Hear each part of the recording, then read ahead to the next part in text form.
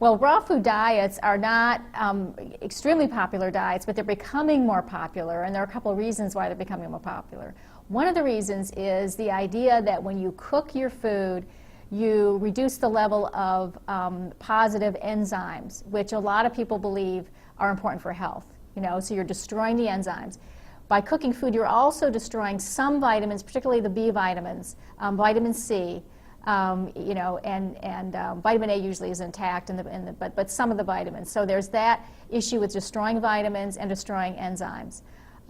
There are some specific cancer therapies completely devoted to a raw foods diet.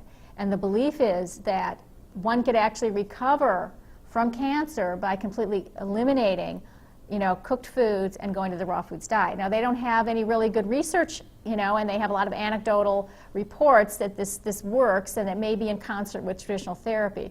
But there's a real focus now on the raw foods diet being an anti-cancer diet, and also probably the healthiest.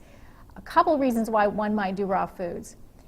Number one, if you have a weight problem, you can probably lose weight faster on raw foods because you absorb fewer calories when the food is raw. When you cook, let's say oatmeal, okay, then you absorb almost every bit of that carbohydrate because the starch is broken down into an absorbable form. And in a raw form, it's not as well absorbed by the body.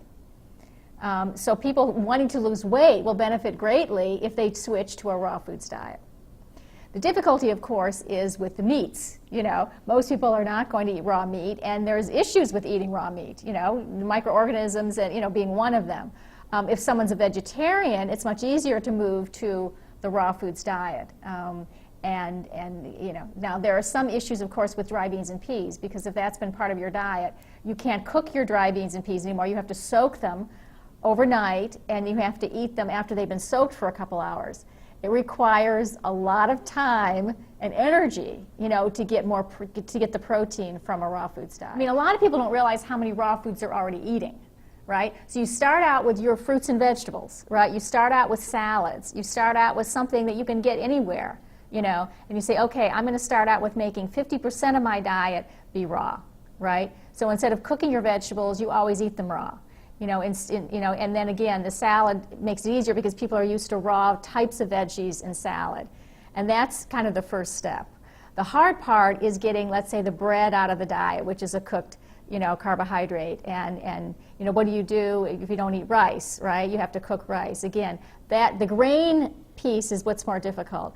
But if you take the grains out of the diet and you just say, okay, my carbohydrate is just going to be fruit, that's one way to do it.